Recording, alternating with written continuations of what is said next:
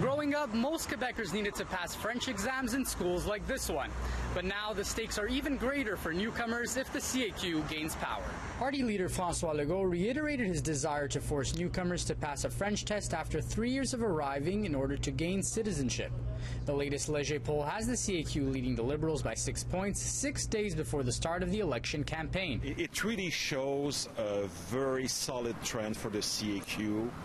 Right now, they are headed for a majority government. While the Léger poll favors the CAQ, White thinks that even if they do gain power, enforcing French language tests for newcomers is an election promise they wouldn't be able to fulfill. They're not going to be able to implement such a program because there's such a huge problem with the lack of manpower in Quebec right now. We're talking about 110,000 people.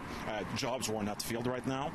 So this is a promise that I don't think they're going to be able to achieve. But some newcomers to Montreal think the idea would help preserve the French language. There's a heavy French tradition here, and I think it's a good thing to conserve that. Well, I think it's a good idea because I, as a relative newcomer to Montreal, I think it's a kind of richness of the city that we have the two languages and the two cultures mixing here. Quebec shares the responsibility to select its own immigrants with the federal government.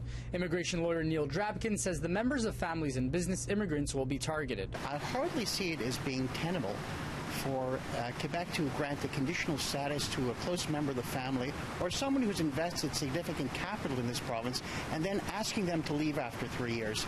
That would not be appropriate. In Montreal, Giordano Cescuti, City News.